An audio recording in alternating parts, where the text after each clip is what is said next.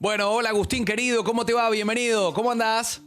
Buen día, Nico. Un placer charlar contigo. Bueno, lo mismo digo. La verdad que estoy haciendo un poco de metáforas entre el mundial que se juega con la pelota y el mundial que jugamos todos los días acá. Los que estamos acá y quizás termine el partido, termina la copa o lo que sea, y te tenés que levantar igual y hay que laburar sin menospreciar lo que pasa a nivel mundial, que es maravilloso. Hay un mundial en la Argentina que es jodido también, ¿no? Y quiero que me des un pantallazo de este 2022 que ha sido súper crudo, sobre todo en materia de inflación y en materia política también. Sí, digamos, y también miremos un poquito para adelante, porque el año este fue muy malo y venimos Ujú, de varias décadas complicadas, donde si vos mirás, la inflación te va a terminar en cerca de 100% anual. Ese solo dato ujú, demuestra que la Argentina no está funcionando bien. ujú. Entonces, pero el tema me parece que es importante entender por qué. Porque tenemos Ok, una Argentina que tiene una cultura inflacionista. ¿Qué significa esto? Que en realidad es una república corporativa, no funciona el Congreso, las decisiones no las toma el Congreso, sino que se toman en una mesa de diálogo, ¿no? Que hacen con una cantidad de corporaciones. Está la corporación de los sindicatos, la corporación de los empresarios, yo lo llamo empresarios, que son los que logran tener algún tipo de privilegio, sus ¿no? Y políticas de precios o que se plantan ahí para decir cuánto salen las cosas o lo que puede pasar.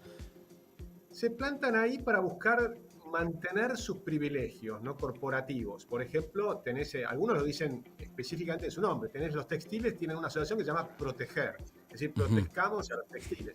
Los de Tierra del Fuego se protegen, ¿no? Los mm, de las automotrices se protegen. Pero cada ujú, uno de sus protegidos implica que los argentinos compramos los productos al doble de lo que valen, al doble mm, de precio de lo que valen. ujú. Y después tenés el problema de las corporaciones que también son los sindicatos y los que están en el Estado, la corporación estatal. Entonces, y la corporación de los jueces, si querés, también, que tienen sus propios privilegios. Entonces, Ok. es una meta de reparto de privilegios. Pero después el tema es que no alcanza la plata. Entonces se endeudan. Hasta un punto tal que la Argentina está quebrada, no puede pagar su deuda.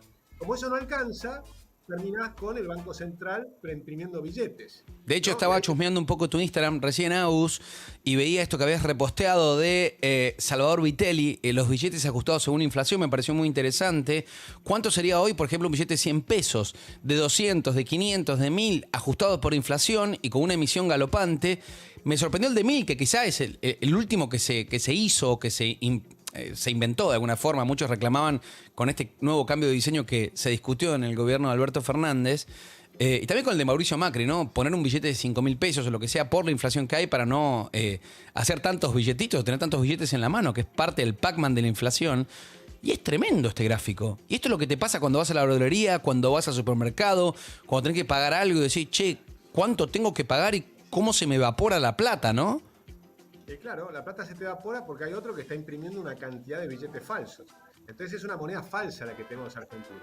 Entonces, en esta cultura inflacionista se perdió la otra cultura, que era la cultura del trabajo, la del esfuerzo, la de Ujú. pelarte las pestañas estudiando, no solo ir a la universidad, sino ir a la universidad para realmente ser el mejor médico, el mejor contador, el mejor abogado, yo diría, el mejor ingeniero, que es lo que necesitamos hoy en día, ¿no? Ingenieros, ingenieros de sistemas, gente que sepa crear cosas nuevas y demás. Entonces, el gran desafío de la Argentina es un cambio cultural. Es un cambio de dejar la cultura del privilegio, del reparto de privilegios, dejar la cultura de tratar de vivir del otro, dejar la cultura de vivir del Estado, por ejemplo, de tener subsidio del Estado, seas empresario o seas una persona que vive de plan social. Me da Ujú. igual. Hay que salir de esa cultura y ese es el gran desafío, me parece, si no, miramos hacia el año que viene. Ahora, ayer escuchaba al presidente de la Nación, estaba en un acto por sus 3 años de gestión, y de alguna forma retrataba, y la verdad que parecía casi tragicómico, escuchar a un presidente que decía que se habían creado más de, creo que era 1.500.000 puestos de trabajo, de los cuales 500.000 eran empleo privado. Digo, que el otro millón era empleo estatal. O sea, también es preocupante de alguna forma la dimensión de cómo se incrementa un Estado que es deficitario en su máxima expresión, pero que sigue incorporando gente. Es como que yo te diga a vos, no tengo plata, hijo, para poder comprarte algo, pero me sigo financiando con tarjeta de crédito y pagando con otra tarjeta, lo que no termina nunca. ¿Agus, me escuchás? Ahí Sí, está. tal cual. Y ahí el problema que tenés es que entonces el problema es que ya el banco te cortó la tarjeta de crédito. Claro. Ya no tenemos tarjeta de crédito. Mm. Entonces ahí, y por eso te queda, el Estado tiene, a diferencia de las familias, tiene un extra. El extra es el Banco Central, el que imprime billetes. Pero eso que mostrabas, ese gráfico que mostrabas vos, es que esa impresión de billetes hace que la moneda se va deteriorando y cada vez vale menos y cada vez más rápido. Entonces vos tenés que parar un poquito para adelante, qué va a pasar en lo que viene. Cuando del lado de la economía va a ser muy malo, vas a tener inflación muy alta. ¿Pero va a ser peor que este año? Probablemente, porque vas a tener un 120% de inflación, muy probablemente, por más que Massa dice lo contrario. También el año pasado decían que la inflación de este año iba a ser 30%. ¿Para cuánto dijiste? Bueno, ahora en el presupuesto está fijado un 60 o 60 y pico por ciento. ¿Vos decís que va a ser 120% de inflación 2023? Tranquilamente puede ser el doble, pero la misma diferencia la tuvimos en el año actual. Nosotros decíamos que la inflación iba a ser piso 60%, Sí. El gobierno decía que iba a ser 30%, lo pusieron en el presupuesto, y nos quedamos cortos. Y ojo, porque el año que viene nosotros nos podemos quedar cortos también, de nuevo. No es que nosotros exageramos. Nosotros tratamos de ser relativamente conservadores en las proyecciones. Y a nosotros nos da 120% simplemente porque no vemos que el gobierno está haciendo nada para controlar la inflación. Cada vez que hace algo para controlar la inflación, como puede ser, por ejemplo, tratar de bajar un poco el gasto público, hoy te despertás y tenés que con un golpe de la lapicera, por un decreto del presidente, es decir, sin el Congreso, aumenta el gasto público en 1.5 billones de pesos. Bueno, ok, O sea, entonces, ¿cómo me explicás? Pero pará, Agus, ¿cómo me explicás lo que está pasando? Tenemos 50.000 personas o más que se están yendo a Qatar. Tenés una temporada 2023 de verano en la Argentina que seguramente va a ser récord de turismo, ¿no? Por lo menos todas las plazas turísticas. De hecho, ahora en un ratito hablo con el intendente de San Carlos de Bariloche. Están esperando hay una sobredemanda de la gente para poder irse, para poder viajar. ¿Cómo se explica ese nivel de consumo con tamaña crisis y encima con tanta gente viajando al exterior como si el dólar estuviese a, no sé, 1-1? Claro, nosotros tenemos, por eso te decía, es el tema de la cultura inflacionista, ¿no? Porque ¿qué significa? A mí me interesa que se comprenda qué significa la inflación. La inflación es una transferencia de riqueza, de pobres a ricos. Se deterioran los salarios, pero los empresarios ganan plata, porque el costo de los empresarios son los salarios en una buena parte. Entonces, si vos bajás el costo de los salarios, bajás el costo de las jubilaciones, el Estado logra cerrar sus cuentas y las empresas logran cerrar sus cuentas. Pero ¿cuál es el costo? El costo es que el asalariado, el jubilado, el que vive de su salario, ve que se deterioró su ingreso porque la moneda ya no vale. ¿Entendés? Entonces es un mecanismo de solucionar problemas ficticiamente. Pero ¿por qué es tan difícil? Porque de verdad que gobierno que pasa históricamente, de alguna manera te va prometiendo. El año que viene tenemos un año de campaña, un año de elecciones, un año que va a ser también a nivel comunicacional muy fuerte, porque te van a empezar a decir, sé cómo solucionar la inflación, sé cómo trabajar la inseguridad, sé cómo potenciar la economía, Argentina tiene un futuro increíble, y la gente de alguna manera siempre recibe o se percibe persuadida desde esa ilusión, desde esa emoción. O sea, vos decís, hay una cultura inflacionista, bien, pero también hay una cultura apostar a que esa ilusión puede llegar a existir, y siempre nos ha pasado históricamente eso, ¿no? Sí, es cierto lo que decís, y por eso hay que ver, nosotros sabemos cómo se elimina la inflación. Todos los argentinos sabemos. ¿Cómo? Decímelo.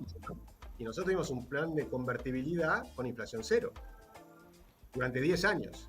O sea, nosotros sabemos que inflación cero durante 10 años, o durante 20, durante 30, durante 40 años. Nosotros podemos tener inflación cero.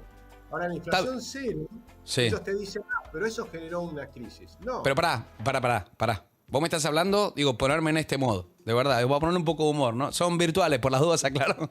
Me encantaría. Pero el argentino permanentemente tiene en la cabeza esto y va pasando de alguna manera a hablarte ya casi así, de decir cuánto está el dólar, qué va a pasar con el dólar, qué vamos a hacer con el dólar.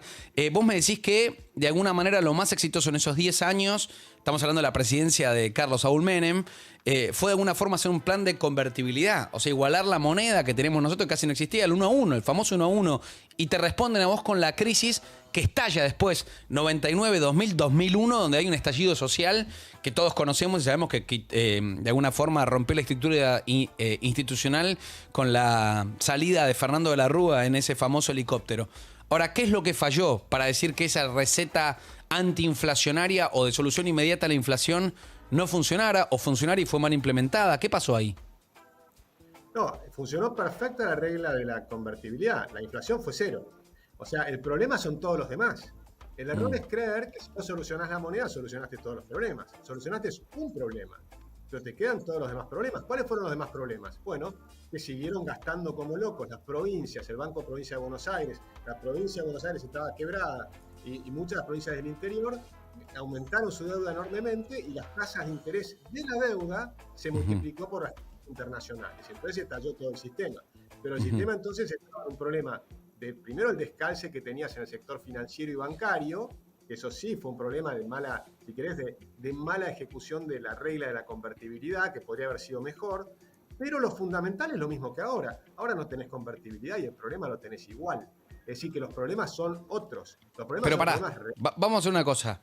Porque de alguna forma, si vos querés la convertibilidad... Ponele, vos te sentás mañana en el sillón de Rivadavia y la primera medida que tirás es un plan de convertibilidad actualizado. ¿Sería lo primero que haces? La primera medida que hago es tener, en vez de 25 ministerios, tener 7 ministerios. Listo, sacá los ministerios, ya está. Ok, haces un brutal ajuste. Está bien, pero... No es brutal, sí. Es un racional, pero ojo con las palabras que usamos, porque cuando decís un brutal ajuste, pareciera que somos irracional. No. Lo que nosotros estamos teniendo es un programa de reformas estructurales que las estamos discutiendo con los próximos equipos de gobierno, que alguno de ellos va a estar en el gobierno, y que es un ajuste racional, es decir, gastar lo que tenés que gastar, pero no despilfarrar el dinero en el Estado. No lo quiero decir al término brutal como agresivo, como violento, sino más bien como algo grande o fuerte. O sea, en ese término voy ajustando la palabra. Pero está bien, pero lo que digo es, me gusta precisar los términos. Me gusta precisar los términos porque si no desvalorizamos la posibilidad de cambiar. No, sin dudas, pero obviamente que quiero... Por eso, vos te sentás ahí, ponele, vamos al ejercicio, te sentás ahí, haces una reducción de ministerios, ponele que llegás al momento donde tenés que firmar o ejecutar o proponer esta convertibilidad versión 2, upgrade, digamos, una versión nueva. ¿A cuánto deberíamos considerar el dólar? Digo, para equipararlo con el peso, si es que sigue el peso, o es una dolarización de la economía. Déjame 3 minutos para ver cómo serían los pasos. Dale, vamos, dale. Vamos, me gusta, te veo en el sillón de Rivadavia. Dale, vamos, a ver.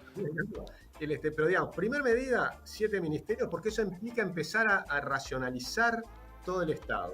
Okay. Toda esa gente que va a quedar afuera del Estado federal, que van a ser 250.000 personas o algo por el estilo, no van a quedar en la calle, sino que le vamos a seguir pagando el sueldo durante 1 año y medio y le vamos a dar incentivos para que vayan pasando al sector privado. Entonces el sector privado tiene que estar creciendo fuerte. Para que crezca fuerte el sector privado tenés que tener menores impuestos, desregulación, flexibilización laboral y moneda sana. Y por supuesto vamos a hacer un programa para llegar a la moneda sana. La moneda sana va a ser eliminar el peso. Pero eso va a ser un programa que nos va a llevar posiblemente 6 meses de racionalizar también el Banco Central, capitalizar el Banco Central y hacer que los bonos, que el Banco Central hoy, si vos mirás los activos y los pasivos, es un poco complejo. Pero los activos del Banco Central en gran medida son bonos del Estado. Lo que pasa es que los bonos del Estado todo el mundo dice no los van a pagar, entonces los economistas dicen eso vale cero. No vale cero. Esos bonos del Estado los tiene que pagar el Estado. Entonces vas a capitalizar el Banco Central y luego vas a hacer una eliminación del peso y liberar la moneda. Y los argentinos van a elegir, porque lo están eligiendo hoy, el dólar. Por eso hablamos de dolarización, por simplificar. Pero no es una cosa simple, es un programa difícil. Pero pará, vamos a bajarlo a la gente, Agus, a ese programa. ¿Mi jefe con qué me va a pagar? O sea, o el empleador con qué va a pagar a su empleado. ¿Le va a pagar en dólares? ¿Le va a pagar en la moneda que elija? En dólares. Porque en dólares. Los argentinos van a elegir el dólar. Perfecto, pero pará, eso es lo que yo quiero entender. Pero pará, eso es lo que yo quiero entender. ¿El dólar a cuánto te lo va a considerar tu empleador? Digo, ¿a cuánto debería estar? Hoy, ponele que pasa hoy esto, ¿no? ¿Cuánto deberíamos considerar eso? Si el programa ya estuviera reestructurado y hoy hicieras con una capitalización del Banco Central y demás, el tipo de cambio sería probablemente cerca de 300, por ejemplo. Entonces vos tendrías un tipo, pero eso es el inicio. Después los sueldos en dólares van a empezar a subir. Entonces el problema que vamos a tener es que los sueldos van a subir en dólares. Y entonces, ¿por qué va a ser un problema? Porque las empresas te van a decir, no me alcanza para pagar. Entonces tengo que reestructurar la empresa, tengo que hacer inversiones, tengo que asociarme con alguien, porque vas a empezar a pagar sueldos razonables. Hoy no pagamos sueldos razonables, hoy pagamos sueldos ridículamente bajos en Argentina. Muy bajos. Comparado con toda la región, obvio, sí, muy bajos. Entonces, nuestro programa tiene que ser pensar que los sueldos de la Argentina en dólares tienen que multiplicarse por 3 en 20 años o en 15 años, ¿sí? Entonces, si nosotros estamos pensando eso, tiene que implicar que las empresas tienen que ser mucho más eficientes, competitivas, tienen que invertir, tienen que asociarse con alguna empresa extranjera. Y entonces, déjame entender esto, Agus. ¿Por qué hay mucha gente que de alguna manera, si para vos esto es una solución, o para, tengo entendido, mucha gente, hablo permanentemente con o diferentes funcionarios, o también, digo, especialistas en economía, como sos vos, ¿por qué es tan complejo poder implementarlo y de alguna manera suena casi hasta caprichoso decir vamos por un mismo rumbo que ya sabemos que el sistema no funciona? Y siempre mi pregunta es, abierta a toda la gente, ¿cómo podemos seguir considerando un sistema que una persona que está en blanco, como se considera, pagando todo lo que tiene que pagar, o que su empleador lo tiene en regla, como debe estar, o como te propone el Estado, está en un margen de pobreza? ¿Por qué no se analiza ese dato, que es lo más fuerte de decir que un sistema no funciona? Porque algunas personas se benefician de este sistema. ¿Por qué? Muchas personas se benefician de este sistema. Bueno, por ejemplo, fíjate la diferencia entre un empresario y su hijo ingeniero. El empresario contrata, por ejemplo, tiene una empresa que contrata ingenieros y produce algo para vender sistemas al exterior o lo que fuera y gana en dólares. Sí. Entonces, recibe dólares y demás. Pero paga a sus hijos, a los ingenieros les paga lo que ganan los ingenieros en Argentina, que es 1/10 de lo que ganan los ingenieros en Irlanda. Entonces, ¿qué es lo que ocurre? El padre se beneficia, la empresa anda bien y gana mucha plata, los sueldos en Argentina son bajísimos, entonces disfruta esa tecnología porque tenés una capacidad de generar tecnología con mentes brillantes, pagándoles casi nada. Ahora su hijo se tiene que ir a vivir al exterior. ¿Okay? Entonces acá hay un problema porque no se están dando cuenta los empresarios que con este modelo están destruyendo la Argentina. Entonces, los empresarios actuales se protegen permanentemente con privilegios. Por ejemplo, tienen créditos al 50% con una inflación del 100%. Entonces, y esto te lo muestro así, mirá. Y en la calle, ¿qué hacemos? Porque también hay un montón de organizaciones y vos ves permanentemente, ahora está pasando, de hecho hay un reclamo del Polo Obrero al gobierno porque dicen que el bono que les van a dar es insuficiente. Digo, hasta el propio bono o el asistencialismo que quiere dar el Estado a cierta gente o ciertas organizaciones sociales se devalúa más rápido que nada, ¿no? De alguna manera vos te denuncian, puedes estudiar 10.000 pesos, pasa un mes y no te lo dan y estás en el horno. Digo, de alguna forma, hasta el asistencialismo está devaluado en la Argentina. ¿Qué puede pasar con esto? Digo, en esa reestructuración que soñás. Es que de hecho, todo lo que nosotros hacemos es para esa gente. Porque nosotros lo que estamos pensando es, fíjate, yo voy a las reuniones, por ejemplo, iba, ahora hace rato que no voy, de la corriente clasista y combativa, que son trotskistas en La Matanza. ¿Sí? El diagnóstico que ellos tienen es idéntico al mío, es idéntico. Todo lo que ellos dicen es real. El problema está en las soluciones que proponen, que no le van a llevar al resultado que quieren tener. Porque la interesante es que toda esa gente que está ahí en la calle, en lugar de estar en la calle, tendría que estar trabajando con un sueldo digno, con un sueldo, no solo con un sueldo digno, sino con un trabajo digno, con una oportunidad.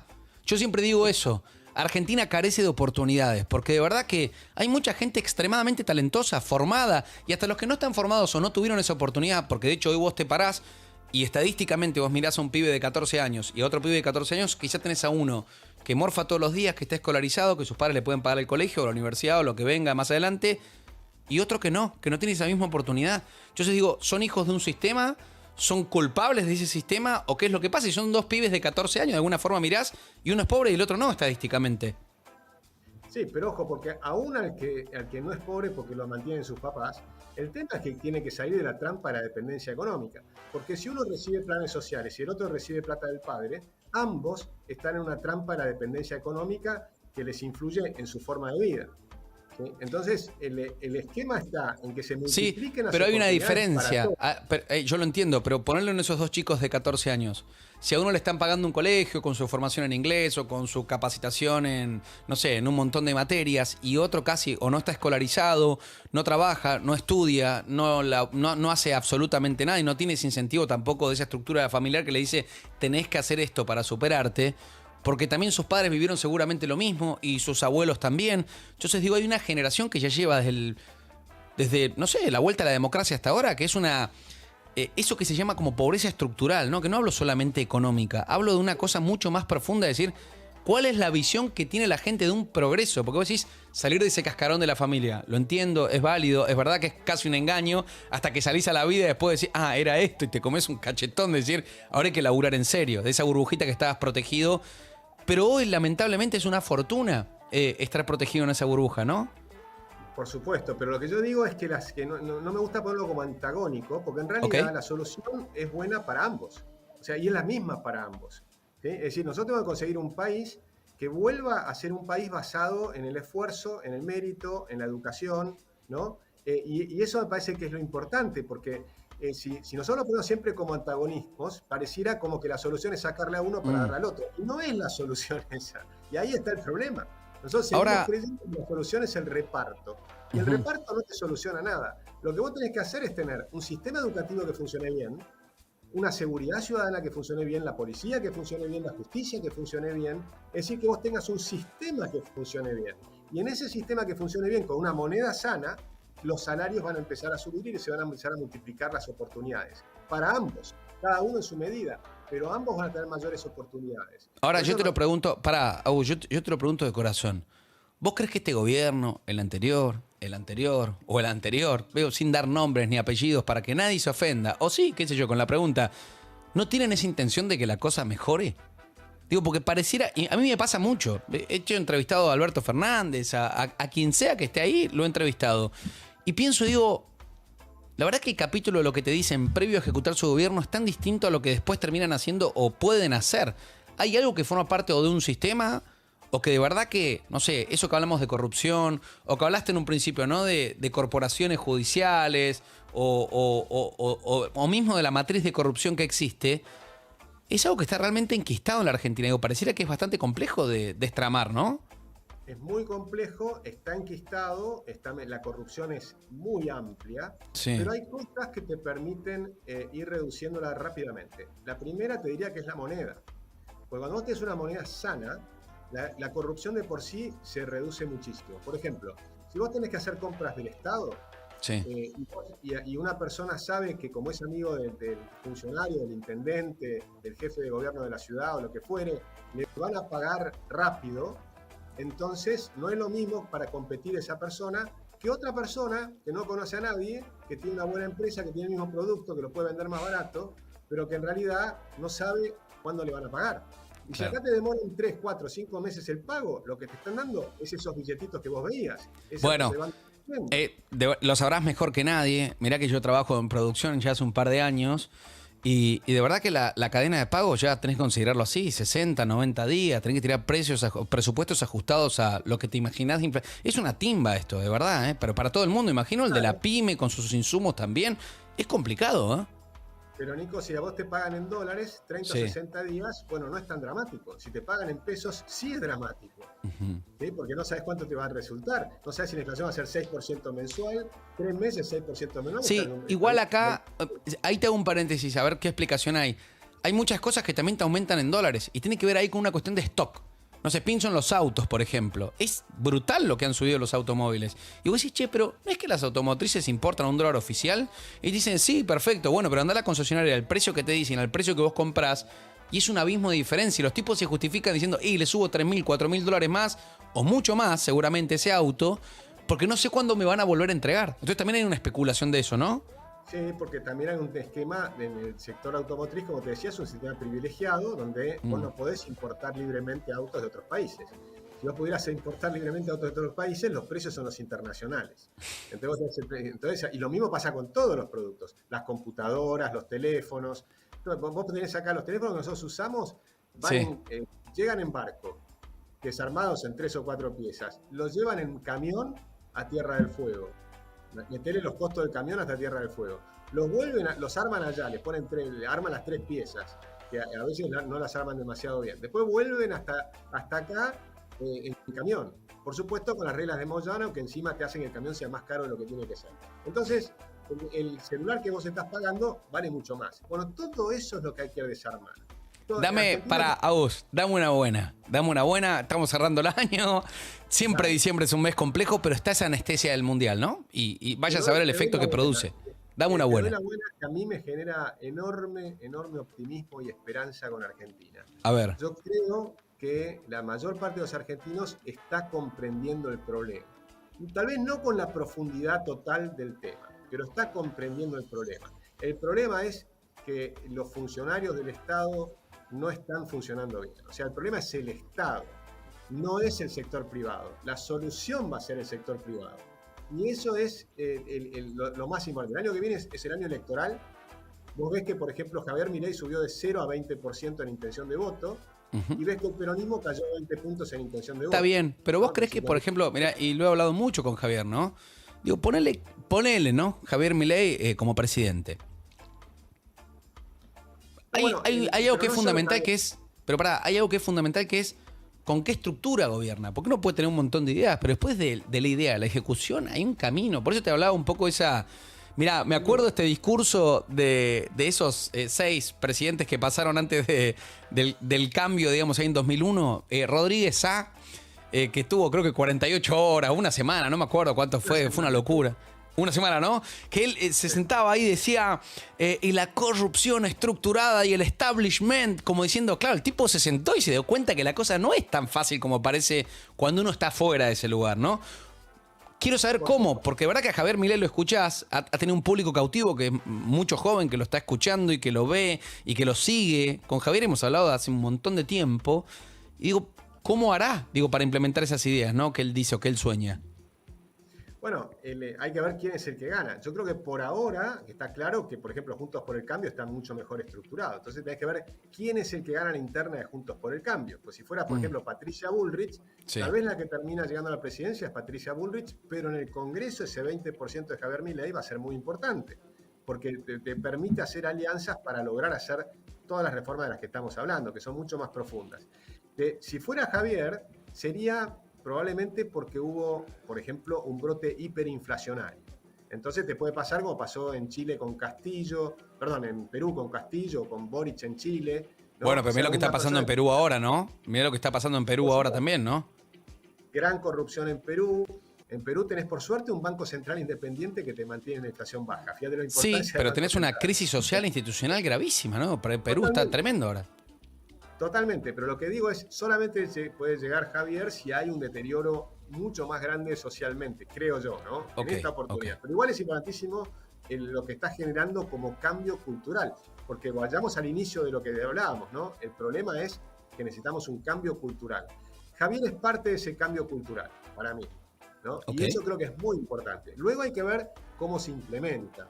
Y yo no puedo asegurar que se va a implementar bien. Lo que sí te puedo asegurar es que en el 2001 la crisis que teníamos estaba muy mal explicada y el diagnóstico era erróneo. Que el problema era la convertibilidad y el problema no era la convertibilidad. Ok, pará. Hoy tenemos una gran crisis, el salario se está cayendo, la pobreza está subiendo y el diagnóstico es el correcto. Yo creo que el diagnóstico que tiene la mayor parte de los argentinos es correcto. El problema está en el Estado, la inflación la está generando el Estado, la está generando por exceso de gasto público, hay exceso de impuestos. Es decir, hoy tenés a los argentinos con mucho mayor claridad entendiendo cuál es el problema. Ok, te agradezco mucho, Agus, te deseo que cierres muy bien el año, gracias por esta charla, por tus opiniones, y nos volveremos a reencontrar pronto en la próxima temporada de este programa, que te vamos a molestar otra vez, ¿ok? Excelente, muchas gracias por la charla y un placer y muchas felicidades. Lo mismo digo, que cierres muy bien el año, y vamos a Argentina, ¿eh? Vamos a Argentina. Vamos, Agustín, abrazo.